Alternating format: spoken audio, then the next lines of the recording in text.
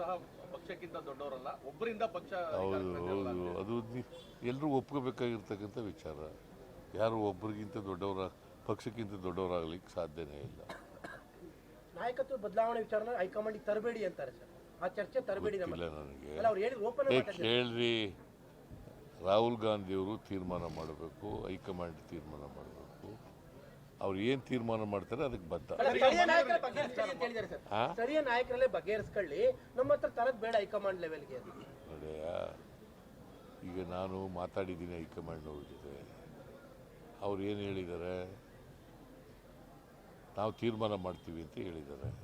High command ಅವ್ರು ಏನು ತೀರ್ಮಾನ ಮಾಡ್ತಾರೆ ಅದೇ ಸರ್ ಆಗ್ತಾ ಇರುವಂತದ್ದು. ಅದು ಯಾವಾಗ ಅನ್ನುವಂಥದ್ದು ನೀವು ಕಂಪ್ಲೀಟ್ ಅವ್ರು ಯಾವಾಗ ತೀರ್ಮಾನ ಮಾಡ್ತಾರೆ ಅವಾಗ ಅದು ಬೇರೆ ಪ್ರಶ್ನೆ. ಹೈಕಮಾಂಡ್ ಅವ್ರು ಏನು ತೀರ್ಮಾನ ಮಾಡ್ತಾರೆ ಹಂಗೆ.